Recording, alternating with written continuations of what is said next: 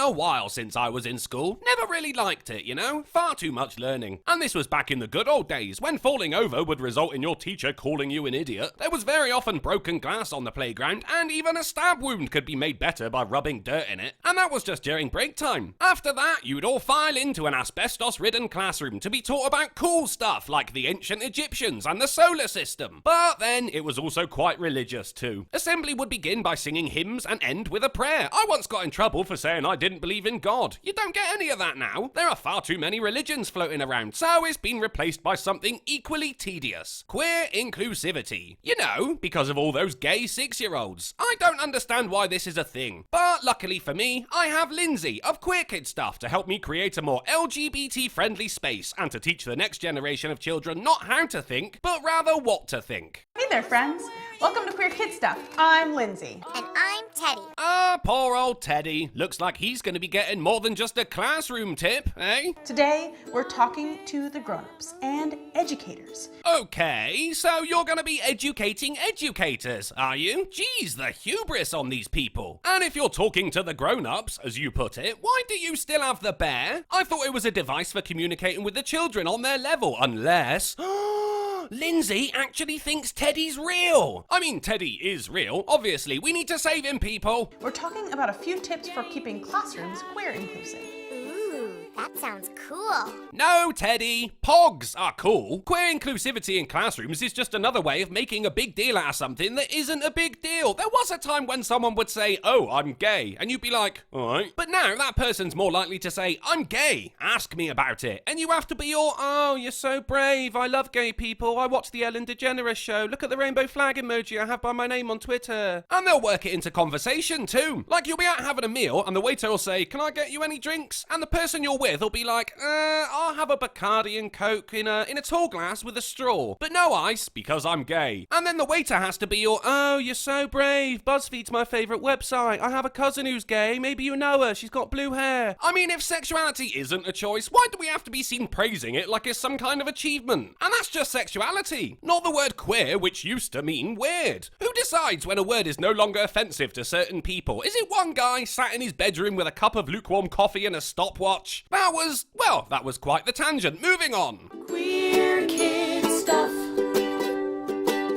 You are enough here at Queer Kid Stuff. You ready, Teddy? Ready? Okay. Today, we're giving classroom tips for teachers. First, I wanted a little bit of help from someone who's an expert at this. Please tell me it's a psychiatrist, Lindsay. Someone to grab you by the shoulders and shake you while shouting, "Stop making everything about sexuality!" And then send J.K. Rowling to the same person. She needs some help too. Hi, Lindsay. Hi, Teddy. What the fuck? Even Lindsay's reeling back like she's afraid. And why hasn't her hair finished loading yet? Did she come straight from the set of Mad Max or something? Hi, Megan. Oh, Megan, Don't do it, Teddy. what are your pronouns and how do you identify? Every damn time. Why, Teddy? Do you even use their pronouns? No. Do you expect a proper answer every time you ask? For some reason, yes. If he asked me that, I'd say, "My pronouns are..." And then I'd swing a pillowcase full of oranges at Lindsay before grabbing Teddy and running away. Then I'd take him to a safe house, the location of which I cannot mention here, and radio back to HQ to say the mission is complete. That's when Teddy would look up at me with his cold, lifeless eyes that have seen far too much, and say, "How do you identify?" And that's when I throw him out the window, not in my safe house, mate. My pronouns are she, her, and hers, and I identify as a Black queer woman. Oh, I'm really glad you said black. I don't think I could have worked that one out for myself. And queer? I mean, the hair wasn't a dead giveaway, was it? Writing gay on your forehead with a Sharpie wouldn't be anywhere near as effective. And are you an educator? Yeah, Teddy. I help teachers make their classes and schools more queer inclusive. Well, that's not being an educator, is it? That's going around telling people how to do their jobs. That's awesome. I think so too, Teddy. Ooh, smug. So smug. Ooh, my name's Megan. I can't afford a whole haircut because telling teachers they should be more inclusive to transgender 6-year-olds doesn't pay very well. But that's because of systemic transphobia in education and not because there are no transgender 6-year-olds. There are only bad parents. So smug. Megan, I thought we could give a few tips and tricks to our teacher friends to help them make their classrooms more queer inclusive. What, you expect her to do it for free? Think it through, Lindsay. This is her livelihood we're talking about here. She's actually queer full-time. You can't make her give away her trade secrets on the internet. Let's do it. Oh, okay then, whatever. All right. Wow, even Lindsay wasn't expecting that answer, was she? Either that or she forgot her lines. Wouldn't be the first time. Tip number 1.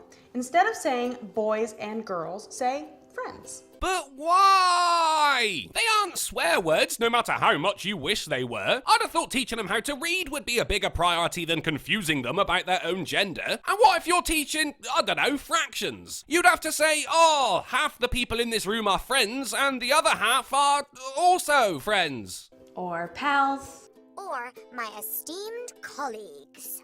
Ugh, I've never hated a toy so much. They aren't colleagues, Teddy, they're pupils. And what if you've got a kid in your class that you really don't like? Happens to all teachers at some point. You're not gonna call them friends when Billy's sat there, wiping his nose on someone else's sleeve while he writes, "I wish my dad was still around" on the wall. No one likes Billy, not even his dad. To keep it gender neutral. But why? No one at that age is getting offended by it, and if they are, I can guarantee their parents have septum piercings. Just go to your next parent-teacher meeting and hold up a magnet. You'll find them pretty easily. Tip number 2. Don't assume your students all have a mom and a dad. Why you gotta bring Billy back into this? Families can look lots of different ways. Maybe they're raised by one parent. Or wolves. It's never wolves, is it? Or maybe they have lots and lots of parents and step-parents and even grandparents in their house. I really don't see how that would have an effect on their education. No one's crying in the toilet because their teacher assumed their grandparents live in a different house. Or maybe they have trans or non-binary parents. Yeah, I suppose we're gonna have to accept the idea that these people will be breeding one day. I hope it's after they've grown out of the whole I'm not a boy or a girl phase, because that is gonna be a rough childhood, isn't it? Or have 2 moms or 2 dads. What lesson's being taught here, Teddy? Maths? A man plus a woman equals a baby, but a man plus a man equals Kyle, sat there in the back row. Stand up and wave. Go on, don't be shy. Why are your parents so gay, Kyle? Why? Why? Tip number 3. Don't be afraid to step in and talk to your students when they have questions about gender and sexuality. Well, that would depend on their age, Lindsay. If a 5-year-old asked, you'd be better off saying, maybe you should ask your parents, rather than giving them the actual ins and outs of coitus as a pleasurable activity. And if they ask about gender, well, detention. An unanswered question can lead to confusion. So can a YouTube channel about LGBT issues with a target audience aged 3 and up. If you don't feel like you can answer a student's question, take a look at some of our videos, do a quick Google search to learn more, or ask someone who might know the answer. Nah, detention. That has to be preferable to watching one of your videos, doesn't it? Hey, maybe they could use your videos as a punishment. The kids will be very well behaved after that, even Billy. Tip number 4. Keep a well-stocked library. What? But that's just being a half-decent school. If a library isn't well-stocked, it's not a library, is it? It's just a room containing a small pile of books. My toilet has that. There are tons of books out there for kids that are diverse and queer inclusive. For kids that are diverse? What does that mean? Seriously, what does that mean? Like Call Me Tree, a book about a child who grows from the inside out. That sounds horrific. I also really love Red, a crayon story about a crayon that's just a little bit different. And A is for activist. No one wants that. That was a terrible book. My version, the SJW alphabet, was way better. Back when my voice was all calm. Man, that was ages ago. There's been like 12 more letters added to LGBT since then. Exactly. And finally, tip... Oh, can I do the last one? Well, considering you're not even allowed to leave the Queer Kid Stuff compound without an approved escort, I think that's the least they can do, Teddy. Oh, sure, Teddy. Yeah, well done, Lindsay. You're such a good cult leader. Tip number 5.